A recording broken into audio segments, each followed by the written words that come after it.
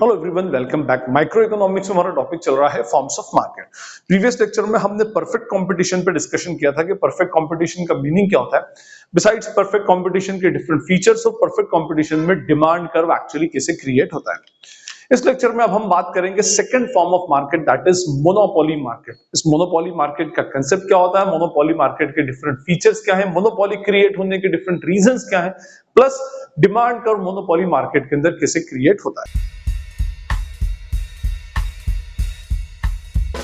Lecture start करने से पहले आपसे अपील है कि अगर आप मेरा लेक्चर फर्स्ट टाइम देख रहे हैं और अगर ये वीडियो आपको यूजफुल लगता है, नॉलेजेबल लगता है, तो इसे अपने फ्रेंड्स, क्लासमेट्स, कलीग्स के साथ में शेयर करें, वीडियो को लाइक करें, चैनल को सब्सक्राइब जरूर करें और फ्यूचर वीडियोस की नोटिफिकेशन के लिए बेल आइकन को हिट जरूर करें। अब बात करते हैं हमारे टॉपिक की। हमारा टॉपिक है मोनोपोली मार्केट। प्रीवियस लेक्चर में हमने डिस्कस किया था about the perfect competition market. अगर आपको प्रीवियस टू प्रीवियस लेक्चर याद हो जहां पर मैंने डिफरेंट फॉर्म्स ऑफ मार्केट का ओवरव्यू बताया था, तो मैंने आपको कहा था कि जो फॉर्म्स ऑफ मार्केट है इकोनॉमिक्स में, वो दो पार्ट्स में क्लासिफाई होते हैं। मेजरली वो दो पार्ट्स में क्लासिफाइड होते हैं। First type of market is called as perfect competition market और सेकंड होते हैं इम्परफेक्ट कंपटीशन मार्केट। ठीक है, इम्परफेक्ट कंपटीशन। अच्छा, परफेक्ट कंपटीशन तो अपने आप में एक मेजर क्लासिफिकेशन है और इसके अंडर में कोई और सब क्लासिफिकेशंस नहीं होते। बट इम्परफेक्ट कंपटीशन में अगेन वी हैव थ्री सब क्लासिफिकेशन।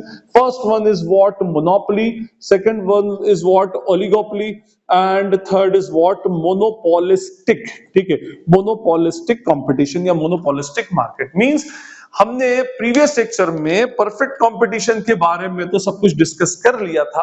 अब इस लेक्चर में हम स्पेसिफिकली इस मोनोपोली मार्केट को उठाएंगे। Monopoly market is the sub classification of imperfect competition. अगर ये परफेक्ट मार्केट है तो ये इम्परफेक्ट मार्केट है, तो ये इम्परफेक्ट मार्केट का एक काइंड होता है मोनोपोली। ठीक, फाइन। अब आप आइए इसकी हेडिंग के ऊपर। देखिए, अगर हम हेडिंग देखें तो यहाँ पर मोनोपोली मार्केट होता है। मार्केट आपको बताया, मार्केट एक ऐसा सिस्टम है, एक ऐसा फंक्शनल एरिया है जो बायर्स और सेलर्स को आपस में मिलाता है जस्ट टू बाय और सेल द प्रोडक्ट। ठीक है, फाइन। तो ये मार्केट होता है। मोनोपोली को अगर आप देखें तो पूरा मोनोपोली वर्ड जो है, ये दो, इसके अंदर दो वर्ड्स निकलते हैं, एक है mono and second is what poly. Mono का तो मतलब आपको पता है, मोनो का मीनिंग होता है सिंगल, अकेला। ठीक है, पॉली का मीनिंग होता है सेलर। ठीक है, तो अगर हम इसको प्लस कर दें, हम इन दोनों को क्लब कर दें, तो ये बन जाएगा single seller. A market in which a single seller is there. एक ऐसा मार्केट, चाहे वो फंक्शनल हो, चाहे वो फिजिकल हो, चाहे कैसा भी मार्केट हो, उसके अंदर एक ही सेलर होगा, सेलर एक होगा और लार्ज नंबर ऑफ बायर्स होंगे, तो ऐसा मार्केट कहलाएगा आपका मोनोपोली मार्केट। ठीक है, मोनोपोली, इसके वर्ड से आपका पहला फीचर इसके अंदर निकल जाता है कि इसके अंदर क्या होगा, हमेशा सिंगल सेलर होगा। तो हमारा इसका जो फर्स्ट फीचर है that is what, single seller और प्रोड्यूसर, प्रोड्यूसर भी बोल सकते हो उसको, और producer and large number of buyers. ठीक है, बहुत सारे बायर्स होंगे और उस जगह पर एक अकेला सेलर होगा। अब आप देखिए, एक अकेला सेलर हो रहा है, इसका मीनिंग ये होगा कि इससे बहुत सारे फीचर्स आपके अलग अलग क्रिएट होते हैं। परफेक्ट कंपटीशन का बिल्कुल ऑपोजिट। परफेक्ट कंपटीशन के अंदर हमने डिस्कस किया था large number of buyers as well as large number of sellers. बहुत सारे बायर्स और बहुत सारे सेलर्स उसके अंदर होते हैं। लेकिन यहां मोनोपोली के अंदर सिर्फ और सिर्फ एक ही सेलर होगा। वही एक, या तो एक अकेला प्रोड्यूसर होगा या वो अकेला ही सेलर होगा, उसके अलावा कोई दूसरा सेलर एक्चुअली नहीं होगा। अगर दो हो गए तो फिर वो मोनो की जगह डुओ बन जाती है, डुओपोली। फाइन। तो हमारे यहाँ पर, या हम इसको कहें कि भाई जब भी कभी किसी मार्केट में एक ही सेलर होगा और वही सेलर जो है अपना प्रोडक्ट बेच रहा होगा, that is called as what, monopoly. या हम कहें एक ही प्रोड्यूसर होगा जो गुड्स को प्रोड्यूस करता है, तो that is also called as monopoly. ठीक है, तो ये हमारे पास मोनोपोली होगी। ठीक है, सेकेंड पॉइंट इसके अंदर होता है नो क्लोज सब्स्टिट्यूट। ठीक है, कि कोई भी उस प्रोडक्ट का क्लोज सब्स्टिट्यूट नहीं होगा, प्योर सब्स्टिट्यूट नहीं होगा। ठीक है, यहां पर क्लोज सब्स्टिट्यूट का मीनिंग होता है उसके जैसा प्रोडक्ट बिकने वाला नहीं होगा। क्लोज सब्स्टिट्यूट किसी हालत में नहीं होगा। हाँ, थोड़े बहुत सब्स्टिट्यूट होंगे, लेकिन उनकी क्वालिटी में और इस स्पेसिफिक कमोडिटी की क्वालिटी के अंदर बहुत ज्यादा डिफरेंस होगा। क्लोज सब्स्टिट्यूट का मीनिंग होता है उसके जैसा प्रोडक्ट, भाई हम वो परचेज नहीं करें तो उसकी जगह पर कोई दूसरा प्रोडक्ट परचेज कर ले, that is called as close substitute. जैसे हमने पढ़ा भी है कि सब्स्टिट्यूट प्रोडक्ट के अंदर क्या, सब्स्टिट्यूट गुड्स के अंदर क्या होता है, टी एंड कॉफी होता है, ठीक है, तो ये सब्स्टिट्यूट गुड्स है। लेकिन यहां पर मोनोपोली का एक स्पेशल फीचर होता है। मोनोपोली क्रिएट इसलिए होती है क्योंकि उस स्पेसिफिक प्रोडक्ट का कोई क्लोज सब्स्टिट्यूट एक्चुअली नहीं होता, ठीक है। आपको हो सकता, अच्छा देखिए पहले मैं आपको एक बात बता दूं कि भाई इस तरह का कोई मार्केट में होता है कि भाई सब्स्टिट्यूट ना हो, सब्स्टिट्यूट तो होंगे लेकिन क्लोज सब्स्टिट्यूट नहीं। सब्स्टिट्यूट की क्वालिटी जो होगी वो बहुत हद तक इंफीरियर होगी। जो ये प्रोडक्ट हमारे पास है, इस स्पेसिफिक प्रोडक्ट के अगेंस्ट जो क्वालिटी होगी वो कंपैरेटिवली बहुत ही इंफीरियर होगी। तो क्लोज सब्स्टिट्यूट का मतलब होता है उसके जो फीचर्स हैं, जो ये प्रोडक्ट ही अल्टीमेटली सेल कर रहा है, इसके फीचर्स से मिलते जुलते फीचर वाला, बहुत हद तक क्लोज फीचर्स वाला कोई भी स्पेसिफिक प्रोडक्ट आपके पास अवेलेबल नहीं होगा, ठीक है। और इसी वजह से तो ये मोनोपोली एक्चुअली क्रिएट होती है। और इसी रीजन से हमारे पास इसका थर्ड फीचर निकल आता है, फुल कंट्रोल ओवर प्राइजेस, ठीक है। फुल कंट्रोल ओवर प्राइजेस का मीनिंग होगा कि ये जो प्रोड्यूसर है, सिंगल प्रोड्यूसर है, जब उसको पता है कि मार्केट में उसका अकेले का प्रोडक्ट मार्केट में सेल हो रहा है, ठीक है, और वो ये जानता है कि कोई भी क्लोज सब्स्टिट्यूट आसपास है ही नहीं, तो इसका मीनिंग ये होगा कि उसका पूरा का पूरा कंट्रोल जो होगा प्राइस के ऊपर होगा। और इसीलिए मोनोपोली मार्केट में जो प्रोड्यूसर होता है उसको बोला जाता है प्राइस मेकर, ठीक है। अगर आपको याद हो तो हमने लास्ट लेक्चर के अंदर परफेक्ट कंपटीशन मार्केट पढ़ा था और उसके अंदर हमने देखा था कि वहां पर फर्म्स जो होती है वो प्राइस टेकर्स होती है। क्यों प्राइस टेकर्स होती है? क्योंकि बहुत सारे कॉम्पिटिटर्स होते हैं और वहां पर परफेक्ट नॉलेज होता है स्पेसिफिक प्रोडक्ट का कस्टमर्स को। इस वजह से वहां पर जो परफेक्ट नॉलेज होने की वजह से वो जानते हैं कि कहां पर कौन सा प्रोडक्ट अवेलेबल है और किस रेट के ऊपर अवेलेबल है। तो वहां पर चाहते हुए भी फर्म अपनी प्राइस का डिटर्मिनेशन नहीं कर सकती, वो प्राइस टेकर्स होते हैं। लेकिन मोनोपोली के अंदर क्योंकि ये अकेला प्रोड्यूसर है और ये बात बहुत अच्छी तरह से जानता है कि मेरे अलावा और कोई प्रोड्यूसर नहीं है, दूसरा मेरे प्रोडक्ट का कोई क्लोज सब्स्टिट्यूट भी नहीं है, तो उस बंदे का प्राइस के ऊपर फुल कंट्रोल होगा। वो अपने अकॉर्डिंगली जो प्राइस होगा मार्केट में डिटरमाइन करेगा। अच्छा, यहां पर एक एक्सेप्शनल केस आता है और एक पॉइंट टू अंडरस्टैंड होता है कि भाई सर अगर मान लीजिए कि अगर प्राइस का कंट्रोल उसके ऊपर है तो naturally being a rational producer वो तो प्राइस को इंक्रीज करता जाएगा। तो क्या ऐसा होता है कि वो जितना चाहे उतना प्रोडक्ट, जितनी चाहे उतनी प्राइसेस के ऊपर सेल कर सकता है? तो आंसर इज नो। माना हमने कि भाई उसका प्राइस के ऊपर कंट्रोल है लेकिन उसका डिमांड के ऊपर कंट्रोल नहीं होता, ठीक है। तो प्रोड्यूसर डिमांड को कंट्रोल नहीं कर सकता और डिमांड कंट्रोल ना करने की वजह से वो जब चाहे मनचाही प्राइस और मनचाही क्वांटिटी को मार्केट में सेल नहीं कर सकता। वो प्राइस तो बढ़ा देगा लेकिन प्राइस बढ़ाने की वजह से जो उसके कस्टमर हैं वो कस्टमर की डिमांड क्या करेंगे, प्रोडक्ट की कम कर देंगे। देखिए क्या होगा कि यहां पर अगर प्राइस इंक्रीज हो जाएगी, लेट्स सपोज कि अगर जैसे मान लीजिए इस प्राइस पर इतनी क्वांटिटी डिमांडेड हो रही थी, ठीक है, ये पी थी और ये क्यू था, ठीक, फाइन। अब इसने अगर प्राइस बढ़ा करके P1 कर दी, ठीक है, तो इसका इंपैक्ट क्या होगा? देखिए अगर ये कोई एसेंशियल गुड्स नहीं है, कोई ऐसा गुड नहीं है जो बहुत एसेंशियल, बहुत ही बेसिक रिक्वायरमेंट का गुड नहीं है या कोई बहुत अर्जेंट रिक्वायरमेंट का गुड्स नहीं है, तो उस कंडीशन में इलास्टिसिटी ज्यादा होगी, हाई इलास्टिसिटी होगी। तो उस वजह से क्या होगा, यहां पर क्वांटिटी बहुत ज्यादा कम हो जाएगी। लोग क्या करेंगे, उसको परचेस करना बंद कर देंगे। क्यों परचेस करना बंद कर देंगे? वो एक्चुअली रीजन ये है कि आपकी थोड़ी सी प्राइस बढ़ने से आपकी क्वांटिटी, जैसे मैं अगर इसको यहां पर P1 ज्यादा ऊपर कर दिया, मान लीजिए अगर ये मेरा P1 है और उसकी वजह से अगर मेरा Q1 है, तो देखिए प्राइस के अंदर थोड़ा सा चेंज भी आएगा तो क्वांटिटी डिमांडेड के अंदर बहुत ज्यादा चेंज हो जाता है, क्वांटिटी डिमांडेड बहुत कम हो जाती है। तो उस कंडीशन में आपकी इलास्टिसिटी बहुत ज्यादा हाई हो जाती है, ठीक। तब जब वो जो प्रोडक्ट जो सिंगल सेलर है, वो जो प्रोडक्ट जो मार्केट में सेल हो रहा है जिसका कोई क्लोज सब्स्टिट्यूट नहीं है, वो एसेंशियल आइटम नहीं हो, नॉट एन एसेंशियल आइटम, ठीक है, ये हम इसको बोल सकते हैं। तो इससे होगा ये कि भाई माना कि प्रोड्यूसर का प्राइस के ऊपर कंट्रोल है लेकिन इसका ये मीनिंग नहीं है कि वो जो चाहे वो प्राइस को डिटरमाइन कर देगा, क्योंकि डिमांड का मार्केट फोर्स आज भी कस्टमर के हाथ में है, कंज्यूमर के हाथ। और अगर नॉन एसेंशियल गुड्स है जिससे कोई बहुत ज्यादा इंपैक्ट नहीं पड़ता, तो अगर उसकी प्राइस में स्लाइटली भी वो इंक्रीमेंट करेगा तो उसकी क्वांटिटी डिमांडेड के अंदर बहुत चेंज आ जाएगा। लोग क्या करेंगे, उसको यूज करना बंद करेंगे, बोले भाई एसेंशियल गुड्स है ही नहीं, या फिर यूज करना बहुत कम कर देंगे। हाँ, अगर कोई एसेंशियल गुड्स है, लेट्स सपोज अगर कोई एसेंशियल गुड्स है, तो उस एसेंशियल गुड्स की कंडीशन में क्या होगा, जैसे अगर मान लीजिए ये प्राइस थी और ये हमारी क्वांटिटी डिमांडेड थी, ये क्यू और ये पी, ठीक है। अब हुआ क्या कि अगर प्राइस बढ़ गई, ठीक है, तो मान लीजिए जैसे अगर प्राइस बहुत ज्यादा बढ़ गई और मान लेंगे क्वांटिटी डिमांडेड के अंदर क्या होगा, कमी आ जाएगी, ये कंडीशन ऐसा हो जाएगा, उस कंडीशन में ये P1, ठीक है। इसका मीनिंग ये कि अगर बहुत एसेंशियल गुड्स है जिसके बिना काम नहीं चल सकता, तो लोग भले उसकी डिमांड को खत्म ना करेंगे लेकिन डिमांड को कम जरूर कर देंगे, थोड़ा बहुत इंपैक्ट उसके ऊपर पड़ेगा, ठीक है। तो यहां पर इनवर्स स्लोप होता है अपना किसका, डिमांड कर्व का, तो इंपैक्ट पड़ता है। इसका मीनिंग ये कि भले आपकी मोनोपोली है मार्केट में, लेकिन आप हमेशा अपनी मर्जी की प्राइस के ऊपर मर्जी की क्वांटिटी सप्लाई नहीं कर सकते, क्योंकि डिमांड भी एक फैक्टर है। आपने जहां प्राइस बढ़ाई तो दूसरा जो फैक्टर है, दूसरा जो इनविजिबल हैंड है मार्केट के अंदर, डिमांड, वो डिमांड उसके ऊपर रिफ्लेक्ट करेगा। कभी अगर नॉन एसेंशियल गुड्स हुई तो ज्यादा रिफ्लेक्ट करेगा और एसेंशियल गुड्स हुई तो कंपैरेटिवली कम रिफ्लेक्ट करेगा। I hope it is clear. और हमारा फोर्थ है इसमें बैरियर्स ऑन एंट्री, ठीक है। यहां पर हमारा जो फोर्थ पॉइंट है, barriers on entry in the market, ठीक है। यहां पर मोनोपोली क्रिएट होने का रीजन ही सबसे बड़ा ये है कि वो मोनोपोली फर्म है जो वो क्या करती है, दूसरी फर्म्स को मार्केट में एंटर होने से रोकती है। वो फर्म्स जो उसके जैसा क्लोज सब्स्टिट्यूट मार्केट में बना सकते हैं। अब कैसे रोकेगी, तो उसको रोकने के लिए गवर्नमेंट की जैसे लाइसेंसिंग होगी, कोई स्पेसिफिक पेटेंट्स होंगे, तो वो क्या करती है, स्पेसिफिक फर्म वो लाइसेंस होल्ड करती है या वो पेटेंट्स होल्ड करती है।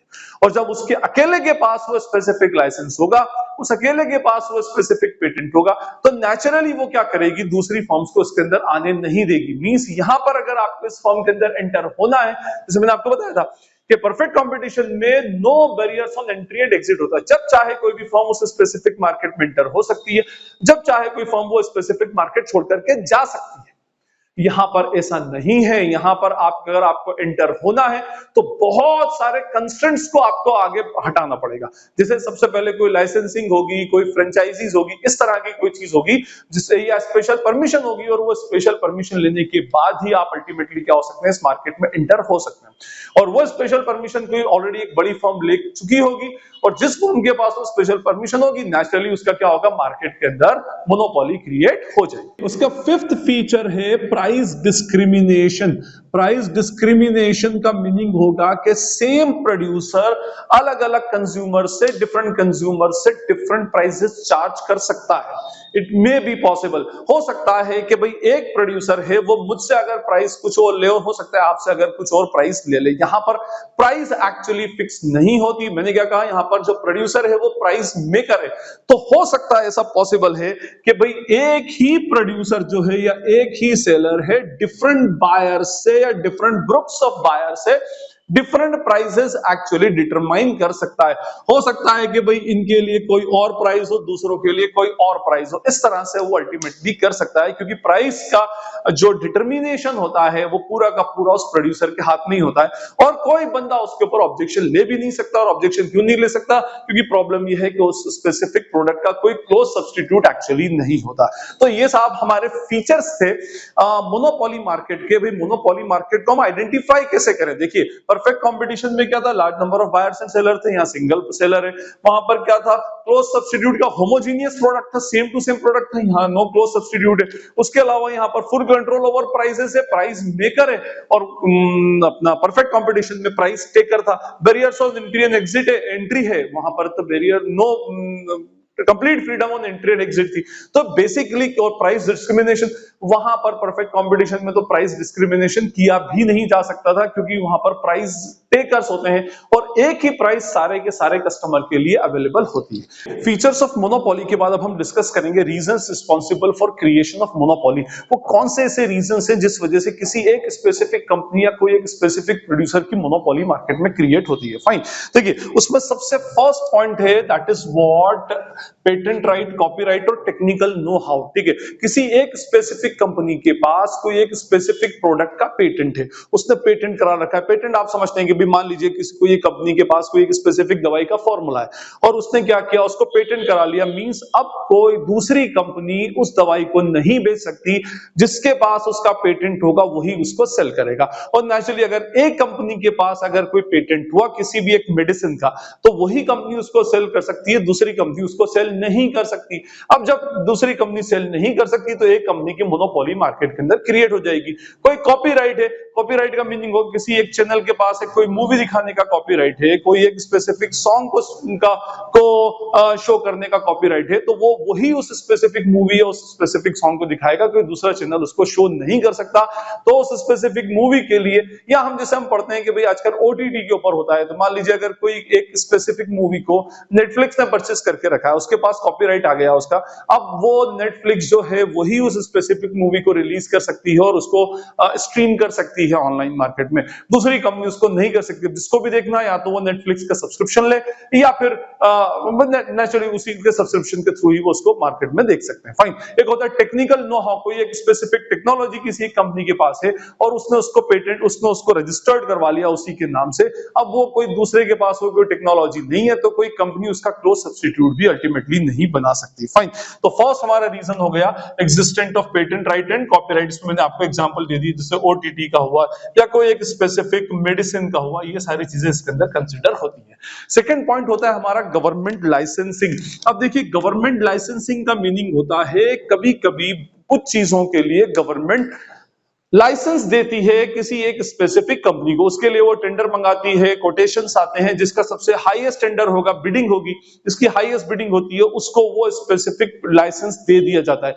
और जिसके पास वो स्पेसिफिक लाइसेंस होगा वही कंपनी उस स्पेसिफिक प्रोडक्ट को बनाएगी या वो एक स्पेसिफिक सर्विस को लोगों को प्रोवाइड करेगी। जैसे हमारे यहाँ पर टेलीकॉम लाइसेंसिंग होती है, तो टेलीफोन की लाइसेंसिंग होती है, स्पेक्ट्रम सेल होते हैं 5G 4G 3G, तो कोई एक स्पेसिफिक कंपनी उसको परचेस करती है। एनीवे फिर वो कंपनी दूसरी कंपनी को हमारे यहाँ सेल कर देती है, इससे मोनोपोली क्रिएट नहीं होती। बट स्टिल गवर्नमेंट लाइसेंसिंग, अगर गवर्नमेंट ने किसी को लाइसेंस दे दिया, अब वही कंपनी उस स्पेसिफिक प्रोडक्ट को मार्केट में बेच सकती है, और जब वही अकेली बेचेगी, कोई क्लोज सब्स्टिट्यूट नहीं होगा, तो नेचुरली मार्केट में मोनोपोली क्रिएट हो जाएगी। एनीवे अच्छा, जैसे इसके अंदर अगर हम बोले गवर्नमेंट कंट्रोल, कभी कभी तो गवर्नमेंट की भी होती है। जैसे हमारे यहाँ पर पहले पोस्टल सर्विसेज पूरी की पूरी गवर्नमेंट के हाथ में थी, हमारे यहाँ रेलवेज तो आज तक भी गवर्नमेंट के ही हाथ में, उसका कोई क्लोज सब्स्टिट्यूट एक्चुअली नहीं है। पहले एयरवेज भी गवर्नमेंट के हाथ में था। तो कहने का मीनिंग ये, जो गवर्नमेंट की कंपनीज है, कभी कभी गवर्नमेंट भी मोनोपोली क्रिएट करती है। हाँ, ये बात अलग है कि गवर्नमेंट की मोनोपोली प्रॉफिट मेकिंग के लिए नहीं होती, बट स्टिल गवर्नमेंट की भी कुछ चीजों के ऊपर मोनोपोली एक्चुअली होती है। चले जी, उसके बाद आया कंट्रोल ओवर रॉ मटेरियल। अब देखिए ये हमारा थर्ड पॉइंट है, कंट्रोल ओवर रॉ मटेरियल। कुछ कुछ कंपनीज का कभी कोई जो नेचुरल रिसोर्स है वो रॉ मटेरियल है, उसके ऊपर कंट्रोल होता है। जैसे आपने सुना होगा डी बियर्स का नाम, तो डी बियर्स जो कंपनी है, इसका वर्ल्ड की जितनी भी डायमंड माइंस है उसमें मेजॉरिटी डायमंड माइंस के ऊपर डी बियर्स का कंट्रोल है, और इस वजह से डायमंड मार्केट के अंदर डी बियर्स की मोनोपोली है। जो भी डायमंड बनाते हैं उसमें मेजॉरिटी डायमंड्स जो होते हैं वो डी बियर्स कंपनी के होते हैं। इसके अलावा आपने एक बहुत फेमस एग्जांपल सुना होगा, पेट्रोल। तो भाई पेट्रोल के लिए जो एक ओपेक है, ओपेक ऑयल प्रोड्यूसिंग कंपनीज का एक कार्टेल है।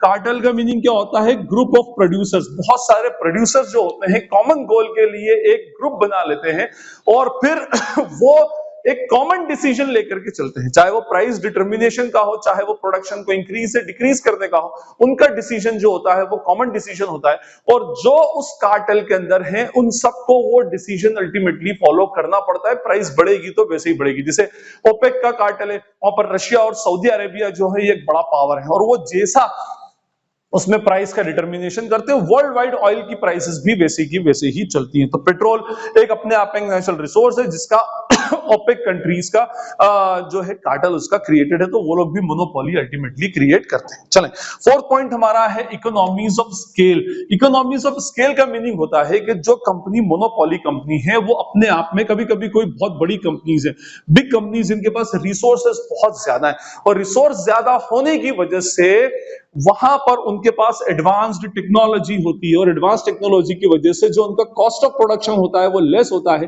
और रेवेन्यू जनरेशन जो होता है बहुत हाई होता है क्योंकि मोनोपोली है। अब अगर बाई चांस कोई नई कंपनी आ भी गई, किसी तरह से बाई चांस मान लो उसका लाइसेंसिंग नहीं, कोई नई कंपनी आ गई, तो उसको पहला कॉम्पीट तो किस में करना पड़ेगा, इसकी कॉस्ट ऑफ प्रोडक्शन से कॉम्पीट करना पड़ेगा। नेचुरली वो अभी छोटी कंपनी है, उसने अभी बिजनेस, अभी न्यूली एस्टैब्लिश्ड बिजनेस है, तो उस कंडीशन में वो कॉस्ट ऑफ प्रोडक्शन को इतना लो नहीं रख सकते। कॉस्ट ऑफ प्रोडक्शन जो होती है, जैसे जैसे आपका टर्नओवर बढ़ता है, कॉस्ट ऑफ प्रोडक्शन ऑटोमेटिकली कम होती जाती है, ठीक है फाइन, और रेवेन्यू आपका इंक्रीज होता जा रहा है। तो अब कोई अगर नई कंपनी आएगी तो पहली बात तो उसके साथ प्रॉब्लम ये है कि उसका रेवेन्यू इतना हाई नहीं होगा, उसको मार्केट शेयर अपना पहले तो कैप्चर करना है। एक बड़ी फर्म से कॉम्पीट कर रही है, मार्केट शेयर को कैप्चर करना है, उसके बाद उसकी कॉस्ट ऑफ प्रोडक्शन को रिड्यूस करना है, प्रॉफिट बहुत ज्यादा हाई है, दूसरी कंपनी का प्रॉफिट बहुत हाई है। अभी जरा से में कोई नई कंपनी मार्केट में आएगी तो ओल्ड कंपनी क्या करती है, अपनी सेलिंग प्राइस को रिड्यूस कर देगी। जैसे ही वो सेलिंग प्राइस को रिड्यूस करेगी तो नई कंपनी उसके सामने एग्जिस्ट कर ही नहीं सकती, कॉम्पीट ही नहीं कर पाएगी।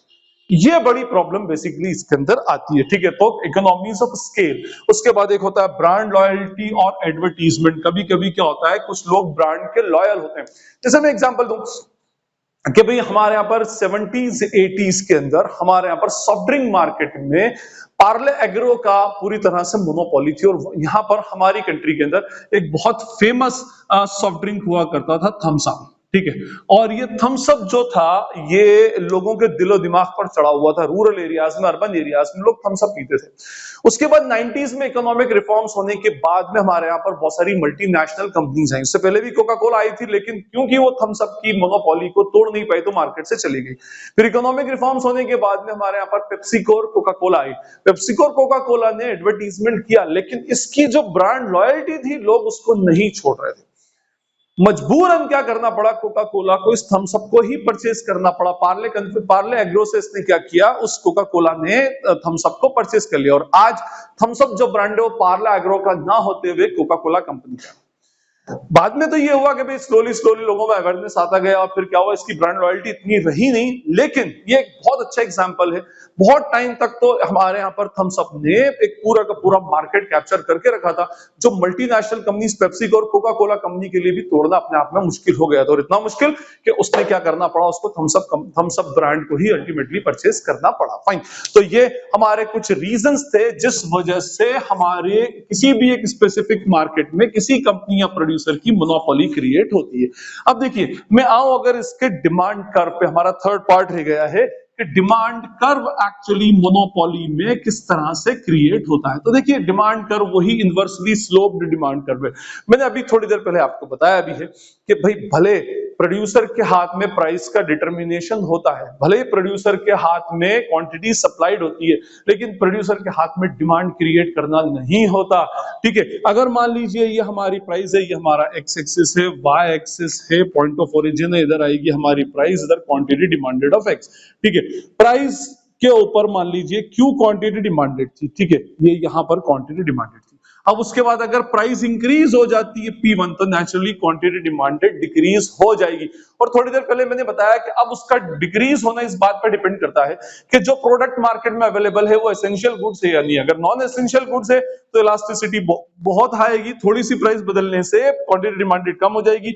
और अगर एसेंशियल प्रोडक्ट है तो ज्यादा प्राइस चेंज होने से कम क्वांटिटी डिमांडेड में चेंज आएगा, बट स्टिल आएगा, ये बात तो श्योर है। तो अगर प्राइस इंक्रीज हो गई तो नेचुरली आपकी क्वांटिटी डिमांडेड भी अल्टीमेटली क्या होगी, डिक्रीज हो जाएगी, Q से Q1 हो जाएगी, ठीक है।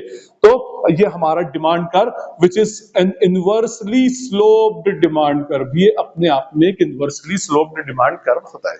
फाइन, अब इसका शेप या तो फ्लैटर होगा या स्टीपर होगा, depends on the nature of the commodity sold. Fine, तो ये हमारा कंसेप्ट था मोनोपोली मार्केट का कंसेप्ट, उसके फीचर्स पर डिस्कशन किया और उसके डिमांड कर्व पर डिस्कशन किया। आई होप आपको ये पूरा कंसेप्ट क्लियर होगा।